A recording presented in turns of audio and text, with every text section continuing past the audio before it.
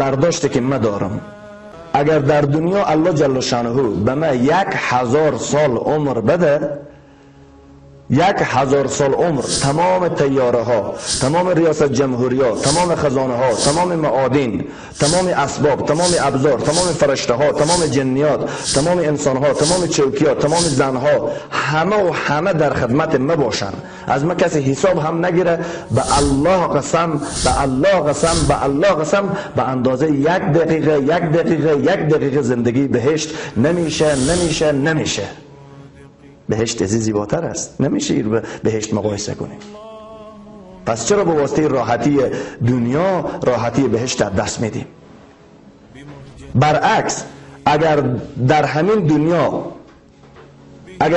دنیا 1000 سال عمر الله جل شانه برای ما بده، تمام دریاها همه تیل بشه، گاز بشه، مواد سوخت بشه، تمام درختها و ابزار مواد سوخت جمع آوری کنیم، مر 1000 سال بوسوزانیم و زنده شم، به الله قسم به اندازه 1 دقیقه عذاب دوزخ و جهنم نمیشه. پس باید ما زندگی آخرت درست کنیم،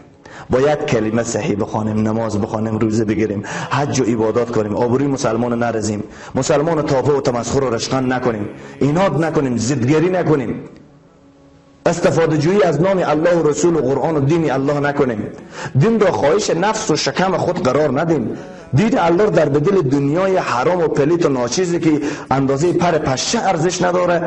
ما فدا و قربانی نکنیم. زندگی هر روز یا آبادی بهشت کارتو یا آبادی دوزخ، انسان به همین دو گپ مصروف است. پس کوشش کنیم که ما از جمله آباد کنندگان بهشتی الله باشیم.